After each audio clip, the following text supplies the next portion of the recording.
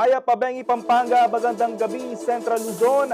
Ako si JM De Jesus at oras na para sa mga maiinit na balitang Central Luzon ngayong araw ng Biyernes, February 21. Proactive and bolder chamber, asahan sa bagong PAMCHAM officers ayon kay Attorney UC. PAMCHAM Chair Rene Romero iminungkahi na gawing 4 lanes ang Tulaok Bridge. Bataan Nuclear Power Plant, balak gawing data center at cyber hub.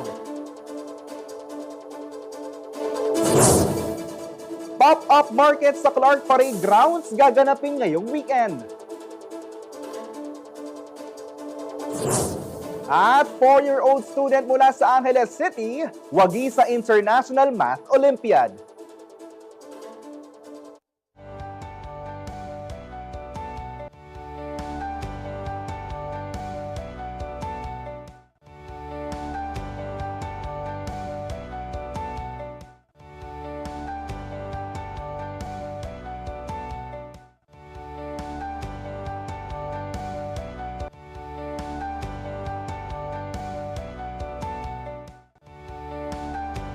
Nanumpa na ang newly elected officers ng Pampanga Chamber of Commerce and Industry Incorporated nitong Huwebes, February 20. With its new set of officers, asahan umano ang bolder at mas proactive version ng PAMCHAM ayon sa presidente nito. Para sa buong detalye, magbabalita si Ashley Punzalan.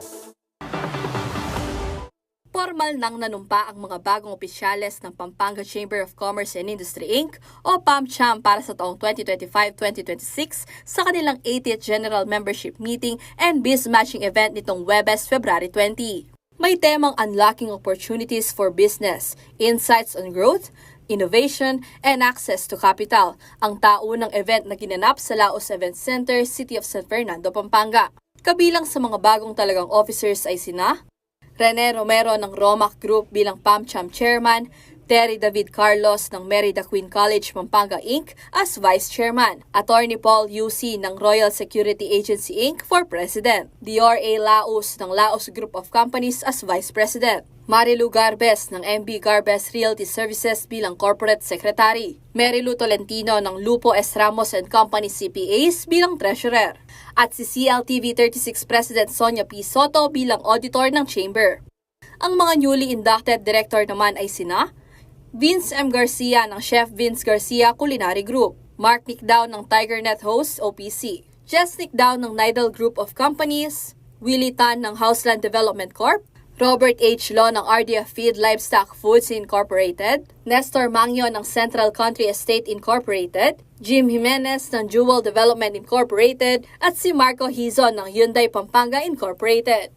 Ayon kay PAMCHAM President Attorney Paul UC, layon ng PAMCHAM na gawing bold at proactive ang chamber ngayong taon. Lalo na't isaumano sila sa mga pribadong organisasyon na napabilang sa Oversight Committee Ordinance ng Provincial Government of Pampanga. Binuo ang committee na ito upang mamonitor ang mga business processes ng mga syudad at munisipyo sa probinsya. Kabilang sa kanilang plano ay ang pakikipagtulungan sa Anti-Red Tape Authority o ARTA upang matulungan ang kanilang mga miyembro na maiwasan ang maging biktima ng red tape. Well, we will take up from its current state. We will be more engaging, we will be proactive, we would be helping in promoting legislation. Of course, we will have to get the feel of the region, and we will collaborate with other chambers, even on the national level. So the private businessmen will have a voice, will have ears in that committee on oversight function. Guest of honor sa 88th General Membership Meeting and Biz Matching ng PAMCHAM si Senatorial Aspirant Bam Aquino. Siya rin ang nanguna sa induction rights ng mga bagong PAMCHAM officers. Kilala si Aquino sa kanyang Go Negosyo Act na naglalayong matulungan ang paglago ng mga micro, small and medium enterprises o MSMEs. Hindi ho natin tutulungan yung maliliit na negosyo, yung kayamanan ng Pilipinas po matitira lang sa malalaki. Kapag may support sa MSME, yung kayamanan po na yan, yung kasaganaang yan, pwede pong dumaloy sa mas maraming Pilipino. Kaya mahalaga talaga, masuportahan po natin ang SME, makapagbigay tayo ng libreng edukasyon na dekalidad, at meron tayong tulong sa pag-i-empleyo. Yung tatlong larangan pong yan yung kailangan ng taong bayan. Ayon naman kay PAMCHAM Chairman Rene Romero, isa rin umano sa mga advokasya ng organisasyon ay ang tulungan ang mga MSMEs na ma-utilize ang digital economy.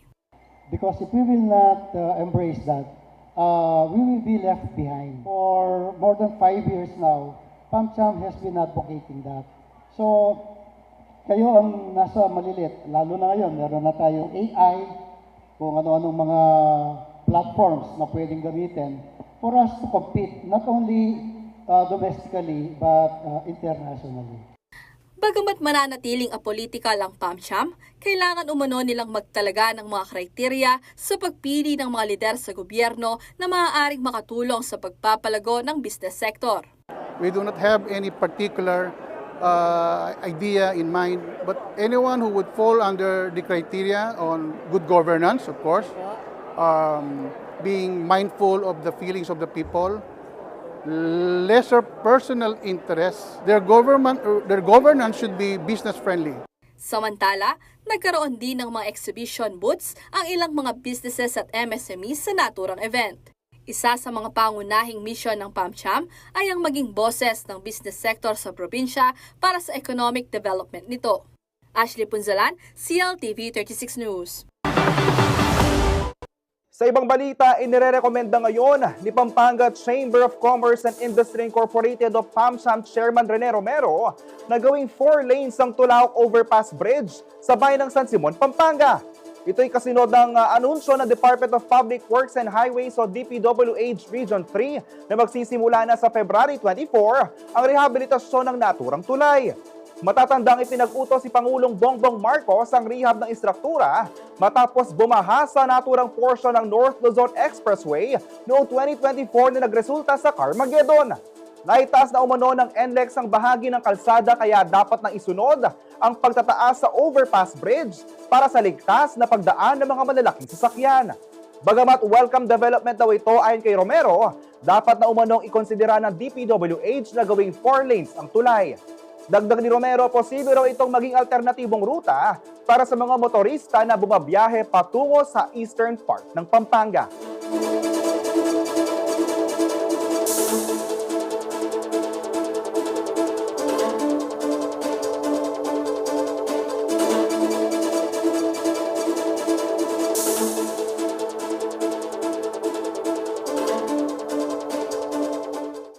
Sa ating ibang balita, ilang dekada na matapos maipasara, pinaplano ngayon ng ilang mga opisyal mula sa Bataan na gawin na lamang isang data center at cyber town ng pamosong Bataan Nuclear Power Plant sa Morong.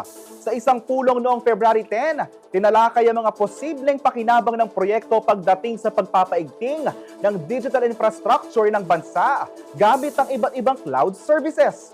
Ayon kay Bataan 2nd District Representative Abet Garcia, magiging backbone ng digital infrastructure ang itatayong high-capacity data center, hindi lang sa probinsya ngunit sa buong bansa. Ipoproseso at pangangalagaan dito ang iba't ibang digital information. Ang Bataan Nuclear Power Plant ay tinayo noong 1976 bilang tugon umano sa energy crisis sa Pilipinas noong 1970s. Sa bisa ng Executive Order 55 noong November 1986, opisyal ito ipinasara dahil sa potensyal na pangarap nito sa kalusugan at kaligtasan ng publiko.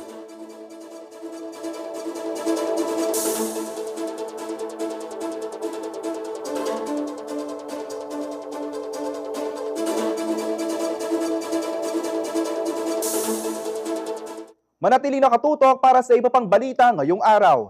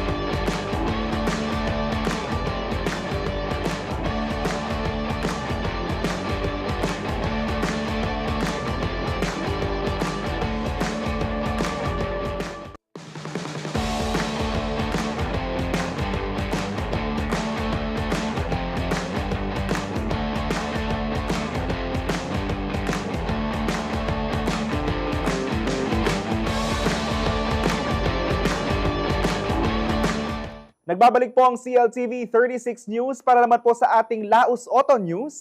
Kung ang hilig mo ay camping, tiyak na para sa iyo itong luxurious but affordable 4x4 hybrid SUV ng bike.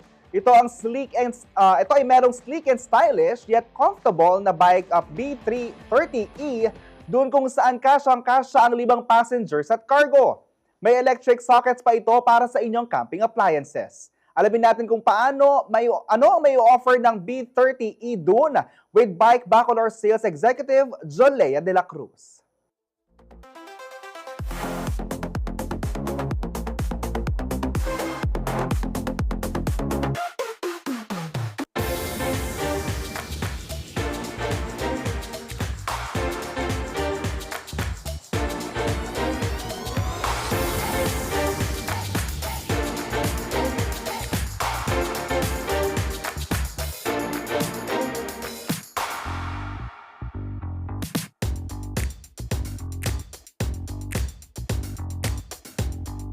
Ito po yung B30 4x4 namin, gasoline hybrid po siya.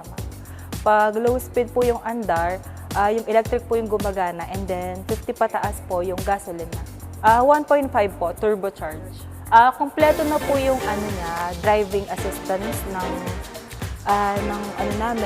unit, and then yun nga po hybrid siya. And then meron din po itong wireless charger. And then ready for camping po siya, pang off-road po itong unit natin na B30. Lalo na po pag city driving, di ba po yung electric yung gumagana, so tipid po siya. And then kapag sa highway, gasoline yung gumagana, pero nag-combination naman po siya. Pag highway, depende po sa apak dun sa sasakyan, combination po siya ng electric and then gasoline. Automatic po siya na nagsiswitch into electric and gasoline. Yung unit po namin na 4x4 is 1.8 po. And then yung 4x2 po nito is 1.4. Meron po kaming ina-offer na in-house financing and pwede rin po siyang bank purchase or cash po. May ina-offer po kaming 3 years, 4 years, and 5 years. Meron po itong discount na 100,000. Sa 4x4 unit namin ng B30 ma'am, nag-offer kami ng 148,000 all-in down payment. Sa 4x2 naman, may ina-offer kami na 118,000 all-in down payment. Mayroong mga seasons na nagkakaroon po kami ng low DP, pero sa ngayon po, ang available namin na down payment for 4x4 is 148,000. Ayan, sa mga mahilig po sa mga off-road dyan, pwede po kayong bumisita dito sa Bike Bacolor para tignan po yung mga unit namin. Hindi lang po ito yung pang off-road namin, meron pa po kaming ibang unit, B40, B60, B80, and X55.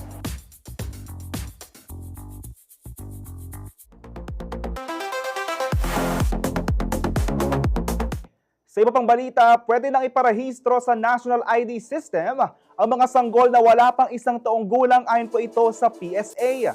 Layunin raw ng ahensya na mabigyan ng legal na pagkakakilanlan ang bawat Pilipino mula pagkasilang upang maiwasan ang mga kaso ng identity fraud.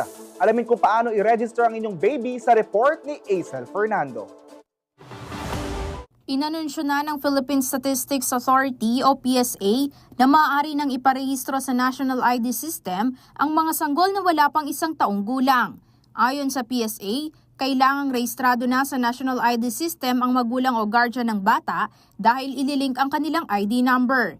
Sa proseso naman ng pagpaparehistro, dapat personal na samahan ng rehistradong magulang o guardian ng bata at magdala ng isa sa mga sumusunod na dokumento bilang patunay ng pagkakakilanlan.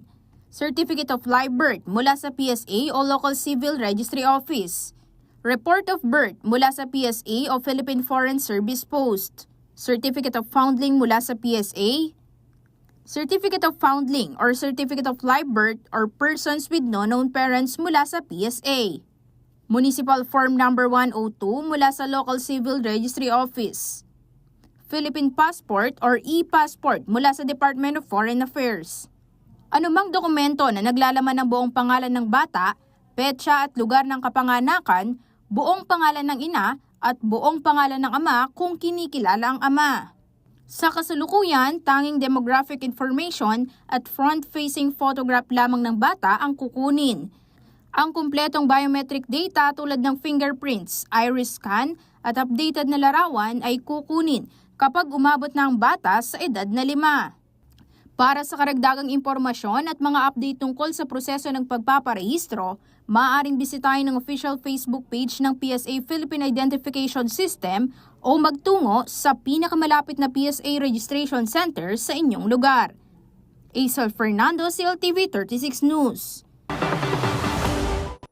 Bukod sa moments documentation na pagpreserba sa mga sandali sa ating buhay, makakatulong din daw ang photography para maka-inspire o makahikayat sa mga turista. Itong paniniwala ni Ruston Banal, isang multi-awarded photographer at cultural worker. Narito pong report. Kasabay ng pag-usbong ng makabagong teknolohiya ay ang paglabas ng iba't ibang gadget na ating nagagamit sa pang-araw-araw na gawain. Sa pakikiusap man sa ibang tao na nasa malayong lugar hanggang sa panonood o maging paglalaro. Mas maganda na rin at high definition o HD ang mga larawang nakukuha gamit ang kamera. Hindi na rin kailangang maghintay ng ilang oras para sa pagde-develop ng mga ito. Kaugnay nito, naniniwala ang multi-awarded photographer at cultural worker na si Ruston Banal na sa pamamagitan ng pagdodokumento gamit ang kamera, maaaring maibida ang kultura at tradisyon ng probinsya at makahikayat ng mga turista. Since my graduation in 2006 until today, I never stopped documenting Pampanga. Those are just a small portion of the documents that I have. And I can say that if this would inspire a lot of people, especially nowadays that everybody can have a camera because of cell phone, it means that everybody can take a shot and then post it on social media that would make interest to a lot of people and then go there. Ayon pa kay Banal, nais daw nito matuto ang iba ng photography na makatutulong sa komunidad. So this is not a gatekeeping type of thing because I wanted everybody to learn photography. I wanted everybody to know that photography can be for everybody and then you can capture things like that that would help that community. Samantala sa usapin naman ng pag-unlad o development, naniniwala si Banal na bahagi nito ang economic situation ng mga tao, lalo na sa material culture industry kagaya ng pamandukit ng Betis, pukpok ng Florida Blanca at iba pa. I think development should be concomitant with the sustainability of this heritage. It could be land heritage, it could be if you've seen, I have Bahay na Bato, which are heritage, house heritage or built heritage, things like that. Liana Canilaw, CLTV 36 News. Para naman po sa mga naghahanap ng food trip, good finds at cozy night gala, isang art-filled weekend ang gaganapin muli sa Clark. Ito ang Clark Art Market na mapupuntahan sa Area 5 ng Parade Grounds ngayong February 22 to 23, simula 9 a.m. hanggang 5 p.m. Ilang local artists ang maaaring suportahan at mapagbilhan ng kanilang goods and services. Kabilang dito ang live art portraits, art prints, postcards, stickers at maging dried flower arrangements. Available din ang mga crochet kitchens and macram art, handmade leather goods, accessories, souvenir items at custom tote bags. May paintings din kung saan makikita ang Kapampangan indigenous writing na kulitan.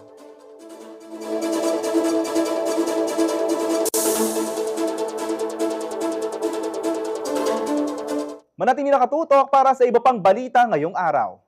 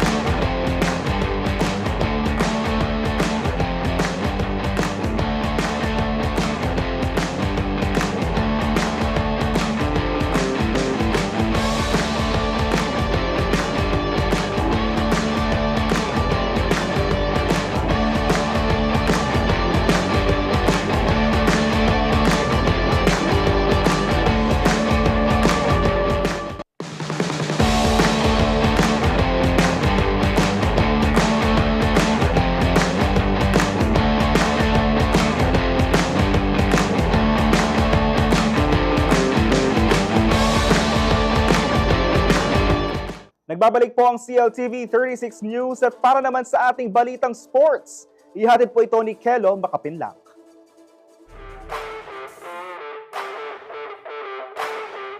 Magsisimula na sa Sabado, February 22 ang State Colleges and Universities Athletic Association o SCUA Regional Games 2025. Gaganapin ito sa Pampanga State Agricultural University sa Magalang, Pampanga. Sa loob ng isang linggo, magtatagisan ng galing ang mga atleta mula sa iba't ibang state colleges at universities sa gitnang Luzon. Kabilang ang Bulacan Agricultural State College, Bataan Peninsula State University, Bulacan State University, Central Luzon State University, Don Honorio Ventura State University, Nueva Ecija University of Science and Technology, Philippine State College of Aeronautics, Philippine Merchant Marine Academy, President Ramon Magsaysay State University, Pampanga State Agricultural University, Polytechnic University of the Philippines, Tarlac Agricultural University, at Tarlac State University. Tampok sa kompetisyon ang basketball, volleyball, swimming, taekwondo, sepak takraw at marami pang iba. Tatagal ang palaro hanggang February 28. At yan ang ating sports news ngayong araw. Back to you, JM. Maraming salamat, Kelo. Sa ibang balita, aabot po sa 70 empleyado ang nakiisa sa bloodletting activity na idinaos ng Laos Group of Companies o LGC, katuwang ang Philippine National Red Cross Pampanga and Angeles City Chapter. Bukod sa makatulong sa mga nangangailangan ng dugo, mainam din daw ito para sa kalusugan ng donor. Para sa detalye, narito pong report. Drive for Life. Give blood, save lives.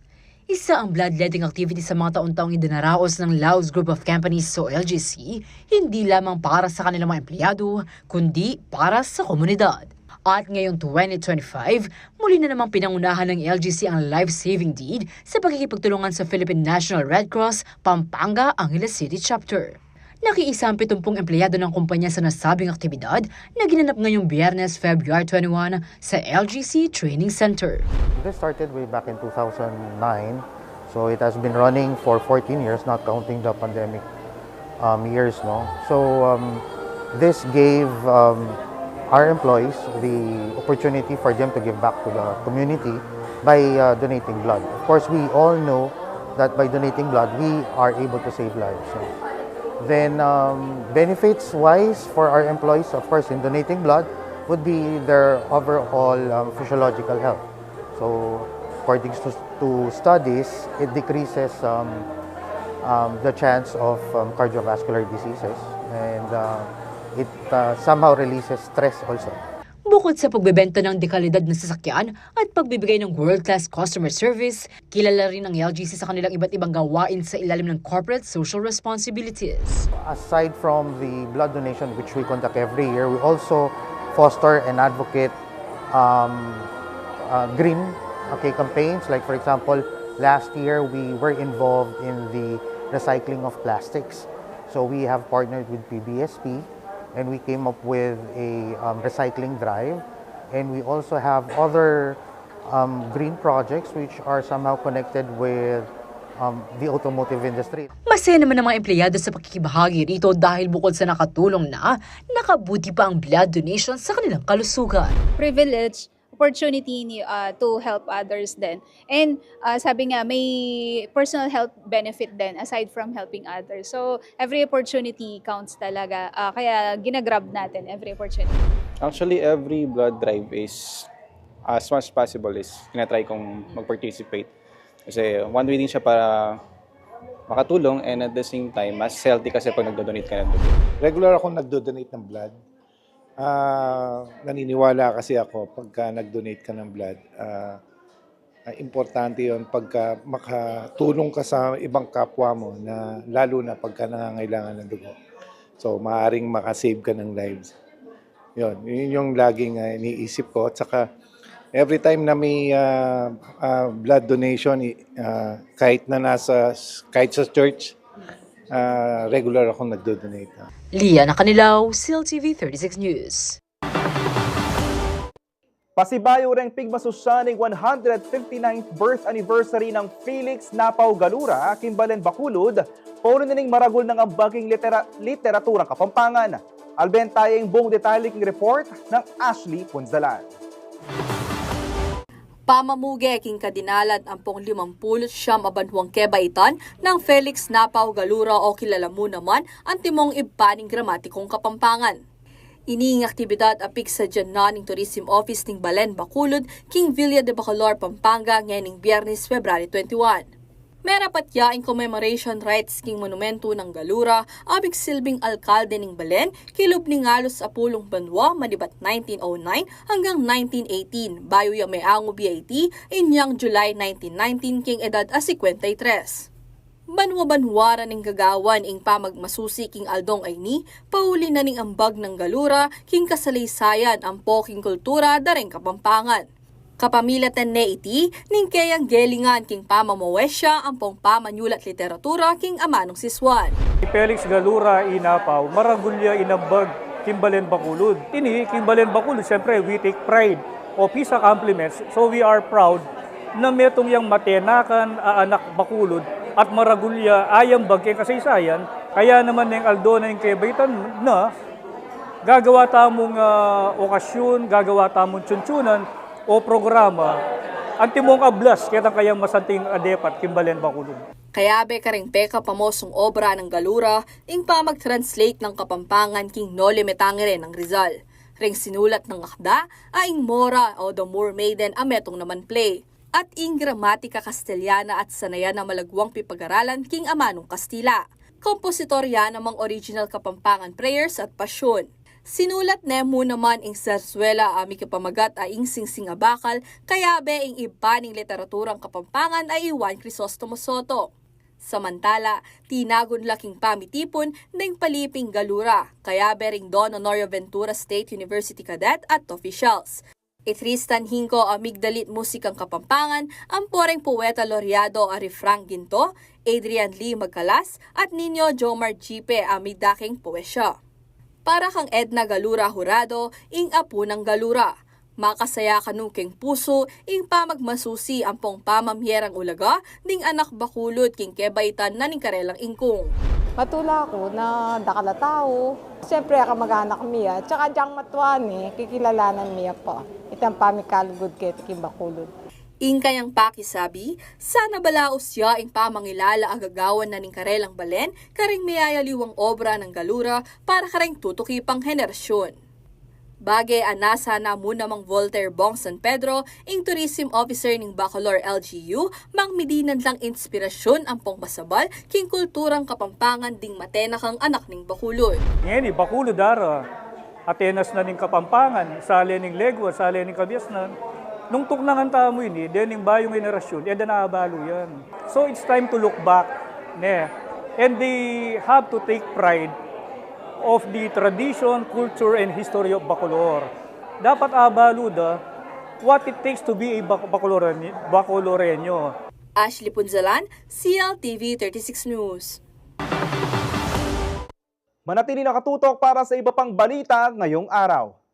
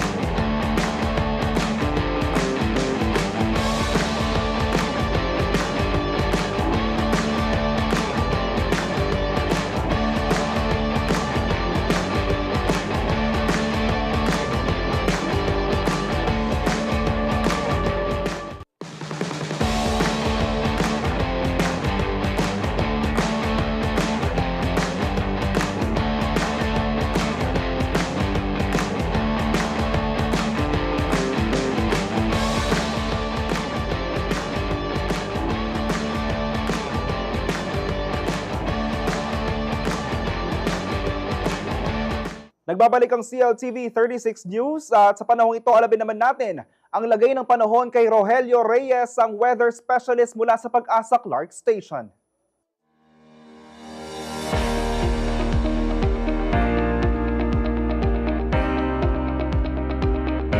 Ito po ang pagtaya na magiging lagay ng panahon sa susunod na 24 oras.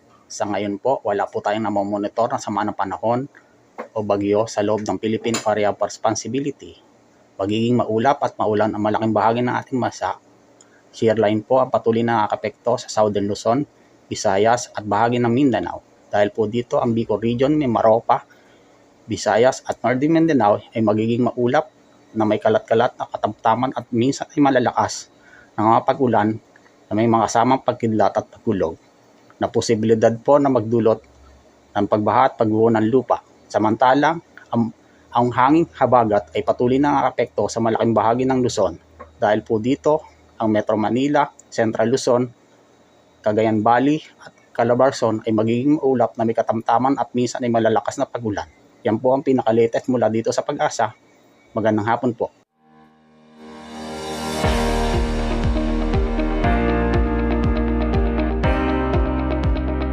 Sa ibang balita, nasungkit ng 4 na taong gulang na estudyante na Tubong Angeles City ang Silver Award sa Hong Kong International Mathematical Olympiad 2024 final round noong Agosto. Dahil dito pinarangalan ng LGU ang batang si Emmanuel David itong Miyerkules, February 19. Bilang pagkilala sa kanyang tagumpay, iginawa ni Mayor Carmelo Pogi Lazatin Jr. kay David ang isang Certificate of Recognition at cash incentive na nagkakahalaga ng 2,000 pesos. Kasama ni David ang kanyang mga magulang sa kanilang pagbisita sa tanggapan ng alkalde.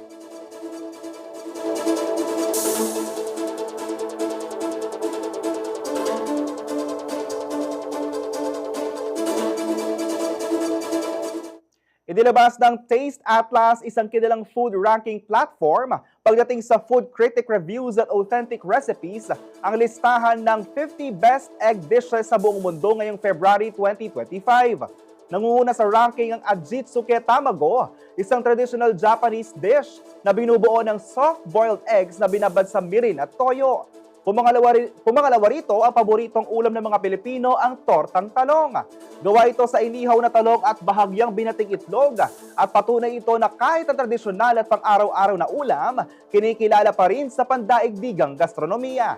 Samantala, galing sa Greece, Spain, Turkey, USA, China, Mexico at iba pang bansa ang egg dishes na napabilang sa ranking.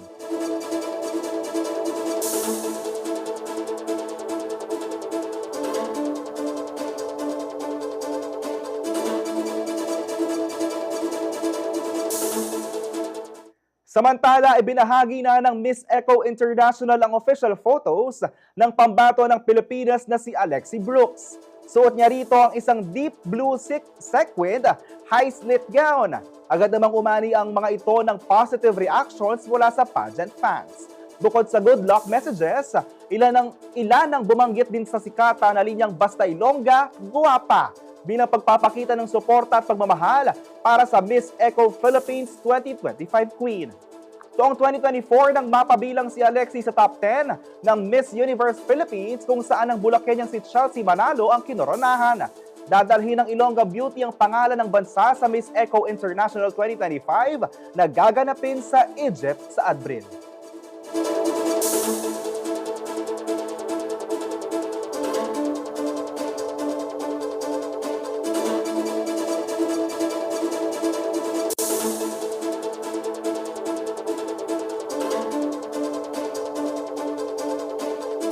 At para naman sa ating entertainment news, ihahatid ito ni Danny Cagino.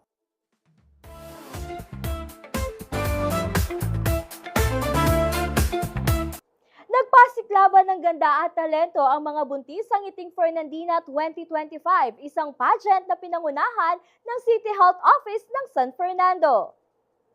Bida ang mga buntis sa isinagawang Ngiting Fernandina 2025 ng City Health Office o CHO ng San Fernando, Pampanga sa Heroes Hall nitong Martes, February 18. Bahagi ito ng selebrasyon ng Kaganapan 2025 o ang cityhood anniversary ng syudad at ng National Oral Health Month. Ayon kay City Health Officer Dr. Rowena Salas, layunin ng programa na bigyang pugay ang ganda at ngiti ng mga buntis na Fernandina. Ipinahayag ni Salas ang suporta ng CHO sa kanilang mga programa. Pagpapakita rin umano ito ng dedikasyon ng lungsod sa kalusugan at kapakanan ng mga kababaihan.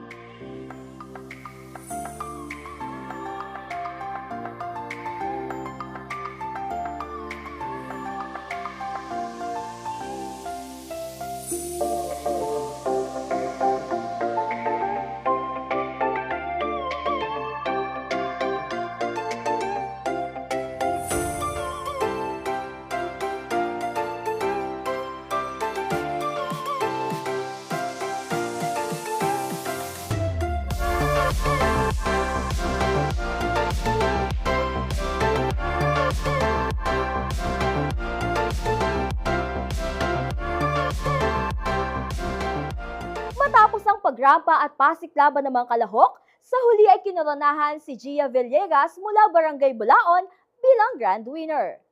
First runner-up naman si Edmaurin Unabia ng Barangay de la Paz Norte, habang itinanghal na second runner-up si Darlene Bulataw mula Barangay Sindalan. At yan ang ating entertainment news ngayong araw. Ako si Danica Gino. Back to you, JM. Salamat Danica, at yan ang mga balitang nakahanap ng CLTV 36 News. Para sa karagdagang detalye, maaari niyong i-follow ang aming social media pages. Sa Facebook at CLTV 36 Official at CLTV 36 News. Sa Twitter o X at CLTV 36. Para naman po sa Instagram at CLTV 36 Official.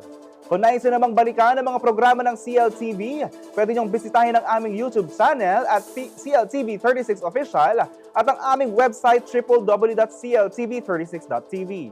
Mapapanood din ang mga programa ng CLTV nationwide via Signal Channel 115 at sa ating 38 cable partners.